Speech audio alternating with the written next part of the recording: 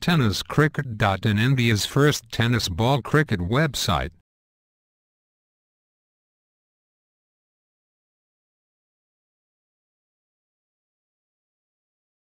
Legend trophy 2016 Bhatwadi Ghatkopar.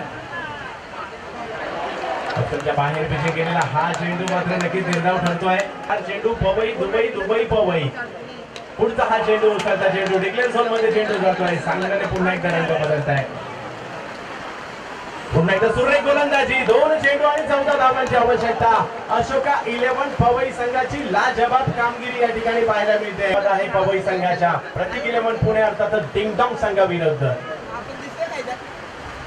सुरेख फटका मारला जातो फाईन लेगच्या दिशेने, परंतु त्या ठिकाणी धाव मिळेल ती केवळ 1 धाव आणि 1 चेंडू आणि 13 धावा. एकदा अशोका 11 साठी जोरदार टाळ्या झाल्या पाहिजेत. अशोका 11 पवई संघासाठी मोठा फटका पंकज जाधवच्या बॅट मधून आणि विजयी ठरतोय अशोका 11 पवई संघाने या सामन्यात विजय मिळवलाय. अप्रतिम कामगिरी, जोरदार टाळ्या त्यांच्यासाठी झाल्या पाहिजेत.